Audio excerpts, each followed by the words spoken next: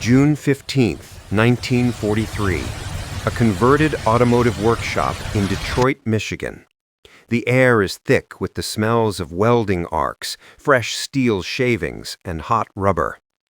In a pool of stark electric light, surrounded by the skeletal frames of America's most famous war machine, stands Roderick Stephens Jr. He isn't a soldier. His uniform is a pair of grease-stained coveralls, and his weapon is a slide rule. He stares at the object of his obsession, his wild idea made manifest, and currently a profound disappointment. Before him, a Willys Jeep, the very icon of American grit and mobility, sits submerged in a massive concrete testing tank. But this Jeep is different. It's grotesque, almost alien. A bulky, pontoon-like steel hull has been clumsily grafted to its undercarriage. A crude propeller shaft is rigged to its transfer case. This is the prototype, the Seep, short for Seep Jeep, and for the last 10 minutes, it has been failing, miserably. Water isn't just lapping at the seams, it's pouring in through the hastily sealed joints in the hull. A young Army sergeant, his uniform damp and his expression a mask of strained patience, is knee-deep in water inside the vehicle, frantically bailing with a bucket. The mechanical whine of the propeller is weak, struggling against the waterlogged weight of the machine. It lists to one side, a lame duck in a concrete pond. A stern-faced Army colonel in a pristine dress uniform stands beside Stephens, his arms crossed. "It's a bathtub, Stephens. A sinking bathtub on wheels," he says, his voice flat, devoid of any surprise. "We have landing craft. We have DUKWs. We don't need a Jeep that thinks it's a submarine." Stephens doesn't look at the colonel. His eyes are fixed on his creation, on the specific weld where a torrent of water is erupting. "The principle is sound, Colonel," he insists, his voice tight with a mix of defiance and desperation. "The hull just needs to be a single, seamless unit, not an add-on. And the bilge pump needs more capacity. We can fix this." "What I see is a waste of steel and man-hours," the colonel counters. "You're asking our boys to trust their lives to this contraption? To drive off a landing craft into open ocean swells? It's a death trap." The word hangs in the humid air. Death trap. Stephens sees more than a leaking hull. He sees the potential. He envisions a different beachhead, not this quiet tank in Detroit, but a chaotic, hellish shore in France. He pictures standard landing craft, their bow ramps dropping, disgorging men into a maelstrom of machine gun fire. He imagines his Seep, dozens of them driving straight out of the hold of a larger ship, hitting the water and churning towards the beach without stopping. They wouldn't need a pier or a shallow gradient. They could crawl right out of the surf, a swarm of mechanical amphibians, bringing guns, ammunition, and commandos directly into the fight. The prototype's engine sputters and dies. The silence that follows is more damning than any criticism. The sergeant inside stops bailing, slumping in exhaustion. The colonel shakes his head and turns to leave. But Stephens remains, staring at the half-sunken Jeep. The skepticism wasn't new. He had faced it from the moment he first sketched the idea. But this public failure, this tangible proof for the doubters, was a critical blow. He had to prove them wrong. He had to make it work. The invasion, he knew in his gut, depended on the impossible, and he was determined to deliver it. November 3rd, 1943. Camp Edwards, Massachusetts. A biting wind whips off the Buzzards Bay, stinging the faces of a new group of assembled officers. This time, the audience is different. Alongside the skeptical staff officers are hardened men from the Army's 4th Cavalry Group and combat engineers, their postures pragmatic, their eyes missing the disdain of the Detroit brass. They are here to assess a tool, not to entertain a mad scientist. And before them, on a gravel strand that slopes into the churning gray Atlantic, sits a new machine. This is not the leaking monstrosity from Detroit. This is the Ford GPA, the production model of Roderick Stephens' dream. Its hull is now a graceful, boat-like form, a single, watertight unit of pressed steel onto which the core components of the Jeep are mounted. The iconic slotted grille is still there, but it sits above a prow designed to cut through water. A proper rudder is mounted aft, controlled by a second steering wheel in the rear compartment. It looks purposeful, a hybrid of land and sea that has shed its adolescent awkwardness. A young lieutenant from the 4th Cavalry Group named Miller climbs into the driver's seat. He's been briefed, but his knuckles are white on the wheel. He's a tank man, used to the solid groan of treads on earth. This is something else entirely. With a deep breath, he engages the gears. The Ford GPA rolls down the gravel beach, its tires biting into the wet sand, and without a moment's hesitation, plunges into the surf. Icy water swirls around the tires, then up over the bow, but it does not pour in. The hull holds. The single, proudly mounted propeller bites into the water, and the little craft, because it is a craft now, pushes forward. It's not fast, maybe 5 or 6 knots, but it is determined. Lieutenant Miller, a grin breaking through his initial tension, spins the rear steering wheel. The Seep responds, carving a wide, competent arc in the choppy water, far more agile than any lumbering landing craft, vehicle, personnel, LCVP. He cuts the engine, lets it drift for a moment, and the bilge pumps, now powerful and efficient, whir to life, spouting any accumulated water back into the bay. Then comes the real test. Miller guns the engine, aiming the Seep back toward shore. It plows through the small breakers, its prow rising and then falling. The tires make contact with the sandy bottom. There is no pause, no transfer of personnel or goods. The propeller disengages as the wheels take traction. In one continuous, breathtaking motion, the Amphibious Jeep drives out of the ocean, water streaming from its hull, and climbs right up the beach, coming to a stop on solid ground. It has bridged 2 worlds in under 30 seconds. The change in the audience is palpable. The engineers are nodding, pointing, discussing gradients and load capacities in low, urgent tones. The cavalry officers are no longer watching a novelty. They are assessing a new tactic. They see a vehicle that can be launched from a tank landing ship miles offshore, outside the range of the most murderous beachfront defenses, and swarm the coastline in a dispersed, unpredictable wave. They see a machine that can cross the inundated fields and rivers behind the beaches, following the infantry where no boat could go and no standard truck could follow. Back in Washington, the reports from Camp Edwards land on the desk of General Barnes, the head of the Army's Ordnance Department. The narrative has shifted. The words death trap and bathtub are gone, replaced by tactically unique and logistically transformative. The order is cut, mass production. The Ford Motor Company's line begins to hum not with Jeeps, but with their aquatic offspring. The Seep is no longer a madman's dream. It is a weapon of war, and its war is coming. June 5th, 1944, 0200 hours. The English Channel, 10 miles off the coast of Normandy. The USS Bayfield, a command ship for Force U assigned to Utah Beach, wallows in the heavy swell. Below decks, in a hold that reeks of diesel, wet canvas, and the sharp tang of nervous sweat, Corporal Sam Jenkins of the 4th Engineer Amphibian Brigade runs his hand over the cold steel of his Seep. Around him, the air thrums with a deep, pervasive vibration, the combined thunder of hundreds of ships' engines and the distant, ominous rumble of bombers passing overhead. This is it. The Great Armada is on the move. His Ford GPA, nicknamed Ducky by the crew, is lashed down beside others of its kind. They look profoundly out of place here.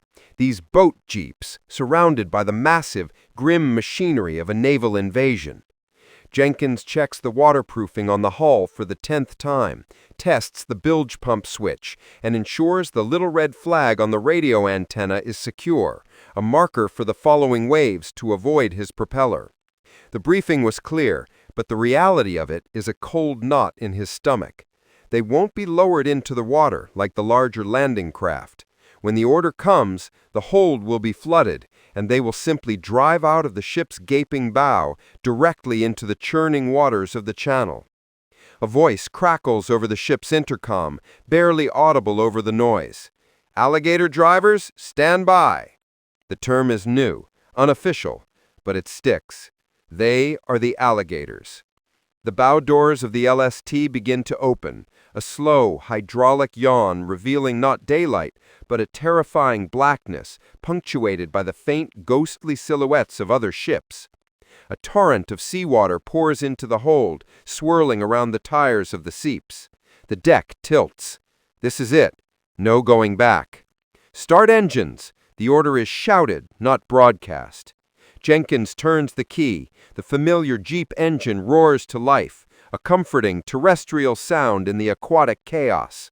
The man in front of him, a kid from Ohio named Riley, gives a thumbs up, his face pale in the dim light. The line lurches forward. Jenkins' heart hammers against his ribs. He drives through the rising water, now up to the axles, now to the doors. The Seep floats, bobbing uneasily. He switches to the rear steering wheel, his world now a 360-degree view of utter pandemonium. He is no longer inside a ship, he is adrift in a vast, dark ocean, surrounded by the monstrous shadows of warships. Searchlights pierce the sky, anti-aircraft tracers stitch red lines towards unseen aircraft, and the deep-throated boom of naval artillery shelling the coast is a physical pressure against his chest. The wind whips spray across his face, icy and sharp. He pushes the throttle forward, and Ducky pushes gamely through the waves, its propeller churning a white wake. He is part of a scattered flock of these strange, plucky vehicles, each one a tiny, vulnerable speck in the grand, violent canvas of Operation Overlord. Their mission is simple and insane. Be the first wheels on the sand, slither out of the sea, and become a truck again before the enemy can draw a bead on you. The shore is a distant, smoky line, flickering with silent flashes of light. He steers towards the chaos. The world compressed into a narrow, violent strip of water and sand. Corporal Jenkins' universe was now the cockpit of Ducky, the sting of salt spray, and the deafening roar of naval guns firing over his head. The 100 yards to the beach felt like a mile. Geysers of water erupted around the scattered Seeps as German mortar and artillery rounds walked the surf. To his left, a Higgins boat took a direct hit, its front ramp disintegrating into splinters, the men inside vanishing in a cloud of smoke and spray. Jenkins gripped the steering wheel, his jaw clenched so tight it ached. He was a sitting duck, a slow, bobbing target. But then he saw it, the unexpected advantage. The larger landing craft were forced to slow, to find their precise designated lanes to avoid underwater obstacles. They were channeled, predictable. The Seeps, however, were chaos itself. They weaved and dodged, their small size and surprising agility making them harder to target. Jenkins swerved around a jagged iron gate obstacle, its iron teeth gleaming just below the surface. He saw a Higgins boat ahead of him grind to a halt, its ramp dropping to reveal a hellscape of machine gun fire raking the opening. The infantrymen, weighed down by their gear, struggled forward into chest-deep water, moving with agonizing slowness. Jenkins didn't stop. He angled Ducky away from the carnage, towards a slightly less defended stretch of sand. This was the theory made real, Stephens's vision playing out in blood and steel. He didn't need a ramp. He didn't need to stop. The Seep's tires, now churning through the sandy bottom, found purchase. The propeller shaft whined as he disengaged it.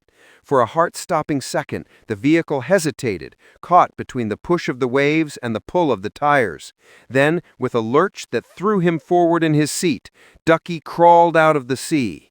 It was a moment of surreal triumph. One moment he was a sailor in a shooting gallery. The next, he was a driver on a beach, water streaming from the hull like a creature born from the deep. He was among the first vehicles on Utah Beach. He drove past groups of infantrymen pinned down by a concrete pillbox, its machine gun firing relentlessly. He didn't have a cannon, but he had a cargo hold full of ammunition crates and a .30 caliber machine gun mounted on the pintle. "Jenkins, here!" screamed a sergeant, waving frantically from behind a low dune. Jenkins wrenched the wheel, driving Ducky into a shallow crater, putting the engine block between the men and the pillbox. He and his co-driver hurled the heavy ammo crates to the waiting soldiers. Another Seep, its hull pockmarked with bullet holes, pulled up nearby, its crew setting up a 60mm mortar, the rounds they had carried now being immediately put to use. They were no longer oddities. They were lifelines. For the next critical hours, the Seeps performed a ballet of impossible logistics. They ferried wounded men back to the landing ships now standing offshore, driving straight into the surf to meet small boats. They hauled explosives to engineer teams clearing obstacles. They became mobile command posts for officers trying to make sense of the chaotic battlefield. Roderick Stephens Jr.'s bathtub was everywhere at once, a tireless amphibious workhorse bridging the deadly gap between the deep-water ships and the shallow-water hell of the beachhead. The madman's dream had become the unsung, greasy, indispensable hero of the day. June 7th, 1944. D+1. The Orne River Canal, France. The initial, frantic storm of the beachhead had passed, but the war had simply moved inland. For the commandos of the 6th Airborne Division, holding the eastern flank of the entire invasion, the problem was a simple, wet, and deadly one. A canal. The bridges were blown, and the far bank was crawling with German snipers and machine gun nests. They were isolated, running low on ammunition, and the traditional methods of reinforcement were slow, obvious, and vulnerable. Then, a sound they didn't expect cut through the sporadic gunfire. Not the deep-throated roar of a tank, but the familiar puttering growl of a Jeep engine. From behind a hedgerow, a pair of Seeps emerged, their hulls caked in dried salt and Normandy mud. The commandos watched, stunned, as the lead vehicle, driven by a cocky driver from the 4th Engineers, didn't slow to find a bridge. It accelerated down the bank and plunged into the murky water of the canal. The propeller churned the calm surface into a froth. For a few tense seconds, it was a perfect target, but its appearance was so utterly unexpected that the German gunners hesitated. By the time a few sporadic shots ricocheted off the water, the Seep was already clambering out on the opposite bank, delivering its cargo of belted .303 ammunition and mortar rounds directly to the paratroopers' positions. It was a microcosm of its entire purpose, going where no other vehicle could, providing a capillary-like logistics network that kept the lifeblood of the invasion flowing. This was the Seep's true legacy, forged in the weeks after D-Day. While the heroic story of the initial landing would be told and retold, the grueling, unglamorous work of consolidation fell to machines like these. They weren't just for the beaches. They became the ferries of the French countryside, crossing the countless rivers and canals that crisscrossed the bocage. They supplied forward units cut off by destroyed bridges. They evacuated wounded from fields that were too soft for trucks and too far from roads. They were the ultimate improvisational vehicle in a war that demanded improvisation. Back in Detroit, Roderick Stephens Jr. would eventually receive the formal reports. They were dry, military documents filled with terms like satisfactory performance and tactical utility. But buried within them were the anecdotes that constituted his vindication.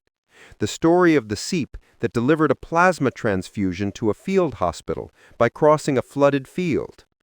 The account of a column of GPAs that outflanked a German strongpoint by sailing up a shallow river. His wild idea had not only worked, it had created a new class of vehicle, a nimble amphibious glue that held the advance together. The Seep would never have the legendary status of the standard Jeep. It was slower on land, and its complex hull made it more maintenance-heavy.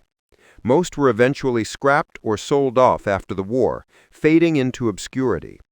But for those critical days in Normandy, they were indispensable. They were the manifestation of a different kind of American genius.